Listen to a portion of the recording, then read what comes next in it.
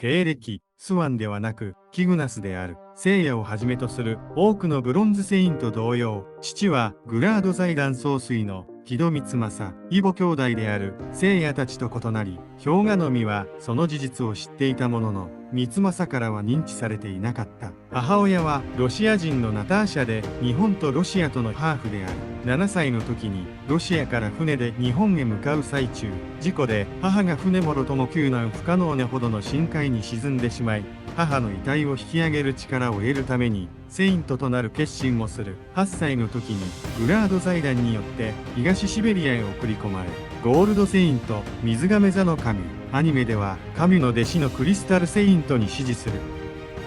上記の修行の動機については神から甘いと言われ、兄弟子のアイザックからも酷評されている。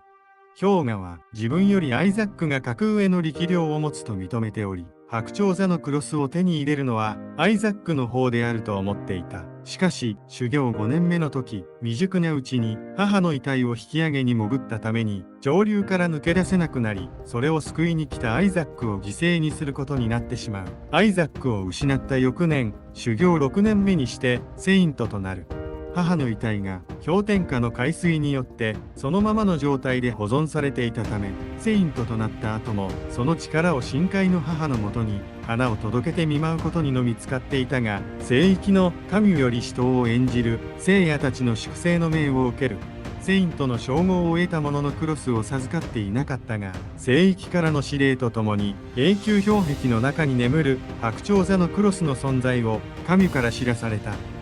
聖域からの使命を秘めて日本へ戻り、銀河戦争、ギャラクシアンウォーズに参加するものの、聖夜たちとの交流を経て友情に目覚め、やがてアテナのセイントとして正義の戦いに身を投じてゆく。シルバーセイントのバベルを破った後、連載時では必要とあらばアテナをも倒すというセリフがあったが、単行本化に伴い変更されている。またシルバーセイントのミスティを倒した聖夜に対してコスモを感じなかったことに無関心であったが、単行本化にあたり聖夜はコスモを使い果たし疲れて泥のように眠ってるだけと変更されている。アニメでは掟を破った聖夜たちへの刺客という設定では、聖夜たちが悪者に見えるとの理由で聖域からの刺客との設定は取りやめられ、銀河戦争での激闘に心を動かされ、聖夜たちとの戦いで自分の力量を試すために銀河戦争に臨んだと設定が改められた。12級においては仕掛けに一度は完敗し、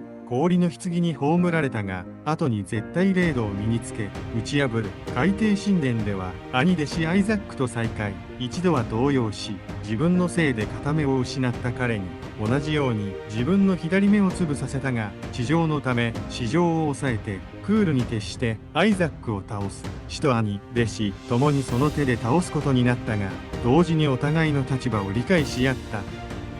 続編であるセイント聖夜ネクストディメンシン冥王神話にも登場。カリストの命令で聖夜の首を狙いに聖域に現れた天闘士トーマと対峙するマリンに加勢し撤退させる。その後五老ポーで支流に聖夜の危機を伝え、二人で全聖戦の時代へと向かう。なお前述の左目の負傷はまぶたを傷つけたに過ぎなかったゆえ、失明には至っておらず、ハーデス編では包帯で左目を覆っていたが、同作品中では回復に至っている。さらに後の時間軸の設定であるセイント聖夜オメガでは謎の男として登場。同作のメインキャラクターの一人であるユナの修行地、洞窟の谷の奥に滞在しており、甲賀を知ったし送り出す。甲賀たちの活躍により、かつてのマルスとの戦いで負っていた魔性が回復。その後に起きたパラサイトとの戦いでは、シリウやシュンと共にパラスベルダへ参戦する。本作での属性は水、人物、ロシア人と日本人のハーフであり、ブロンドの髪と青い瞳が特徴。寡黙な振る舞いで一見すると冷たい印象を与えがちだが、内面には優しさ、母への愛情、セイントとしての熱い闘志が秘められている。ゴールドセイントである神に師事し、固い絆で結ばれている。12級編では死闘の末、神をも超える絶対零度の闘気を身につけて死を破った。この戦いの後も死に対する畏敬の念を表す描写がなされている。死なき後は一度戦ったゴールドセイントサソリ座ミロが後見人になり、破損した白鳥座のクロスを修復させるため、彼の血をもって復活させてもらった。イオポセイドン編では、神の姿に化けたカーサとの戦いで、クールになりきれずに危機に陥り、一気に叱咤されている。修行地である東シベリアのコホーテク村は彼の故郷とも呼べる場所である。同じくコホーテク村に住む少年ヤコフから慕われており、戦いから離れた暮らしではヤコフの生活を助けたり、逆にヤコフから食料を得たりと行動を共にすることが多く、互いに欠かせない存在となっている。コスモによって物質の熱運動を下げることで標的物を凍結させて戦闘不能に至らしめる闘気技の使い手、死竜同様にゴールドセイントに師事し指導を受けただけあり、ブロンズセイントの中でも突出した技術の持ち主である他作品、セイントセイヤ・レジェンド・オブ・サンクチュアリ、映画セイントセイヤ・レジェンド・オブ・サンクチュアリでは16歳 178cm、シベリアでゴールドセイント神の弟子として修行した。死を超えることを祝願としている。クールで口数は少ないが、内面には熱き思いが宿っている。劇中、バイクに乗る姿を披露した。聖夜たちと共に、沙織を狙うブロンズセイントを蹴散らし、彼女と出会う。キド邸では、来襲したアイオリアとの戦闘で歯が立たなかったが、光り輝くコスモを放った沙織を、真のアテナと確信する。沙織を報じ到達した12級では、巨海級でデスマスクにより、赤色へ落とされそうになるが、神によって欧米級へ引き寄せられしと対峙する。序盤は劣勢に陥るが、覚悟を持った後は相打ちに持ち込む。クロス、白鳥座のクロス。シベリアの永久凍土の中で生まれたという。第4期鉱石星から溶けたことのない永久氷壁の中に埋まっていた。氷河はセイントの資格は得ていたが、クロスのある場所は聖域から通知が来るまで教えられていなかった。シルバーセイントとの戦いの後は再び永久氷壁の中に封印していたが、聖域でのゴールドセイントとの戦いに赴くために再度掘り出している。原作アニメ版ともにクールホワイトに輝く。表面が氷のような冷気で覆われたクロスは非常に防御力が高く、銀河戦争ではヒドラの毒が、12級戦ではミロの技リストリクションも通じなかった。またこのクロスの冷気は氷河の投機技を補助する役割も果たしている。ただしブロンズクロスであることには変わらないため、マイナス150度で凍結すると神に指摘されている。シルバークロスはマイナス200度、ゴールドクロスはマイナス273.15度。戦いを経て、ゴールドセイント、アテナの血によって4回の進化を遂げた。初期ブロンズクロス、新生ブロンズクロス、アニメ版の胸パーツが逆輸入され、以降標準となる最終ブロンズクロス、ゴッドクロスを覆われる範囲も進化のたびに増していったが、白鳥の頭部と翼をあしらったヘッドギアと左腕の縦状のパーツは白鳥座のクロスの標準的なデザインとして受け継がれていった。アニメ初期においても他のブロンズクロスとは異なり、ヘルメットタイプではなく原作準拠デザインのヘッドギアであった。アニメ名をハーデス編ではヘッドギアについている白鳥の左右の目の色が異なる。右目が赤、左目が青。白鳥の翼は装着時には収納されていたが、ペナサスのクロス同様、嘆きの壁を越えてエリシオンに向かう際に翼が展開した。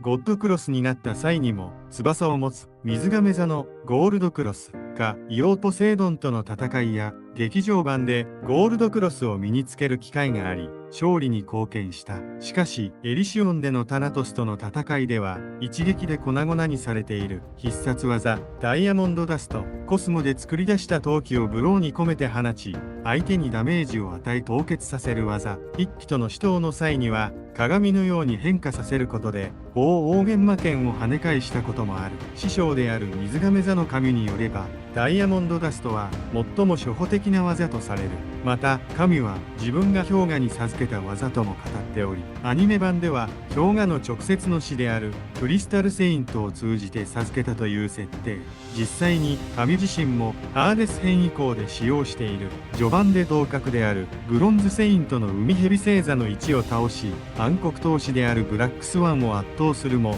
格上のシルバーセイント以上のものには通用しないことも多かったが、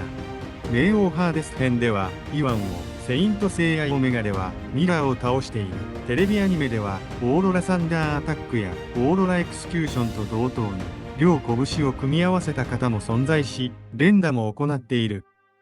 ホーロドニースメルチ、オーロラエクスキューション対特前までの氷が最大の剣。ロシア語で冷たい竜巻作中でのスペルはホロドニースマークを意味する。この技はコークスクリューパンチから陶器を打ち出すことで相手を巨大な陶器の竜巻で飲み込んで凍結させる技。ダイヤモンドダストが正ならこちらの技は胴に当たる。真上に打ち上げるアッパーカット型の拳、オーロラサンダーアタック。テレビアニメのオリジナル技、ロシア語のホーロドニースメルチでは分かりがたいという理由で改名されたが、用途は道義に相当する。ホーロドニースメルチの型とはアニメでは異なる剣であり、天空に霊気を込めたコスモを放ち、後のオーロラエクスキューションを彷彿させる全焼的な拳から最大限に高めた霊気を相手に向けて放つ。また連続撃ちも可能であり、12級編でのミロとの戦いにおける会心の一撃の際には原作でのホーロドニースメルチに相当するアッパーカットの剣で勝利となる一撃ではミロの生命点への連続攻撃の形で披露している。オーロラエクスキューション、本来は神の必殺技で両腕を水亀の形に組み合わせ、拳の先端、水亀の口に当たるから無限大の陶器を打ち出す。氷河もこの技を神との12級での戦いの中で体得し、ポセイドン編以降はこの技を最大の剣としている。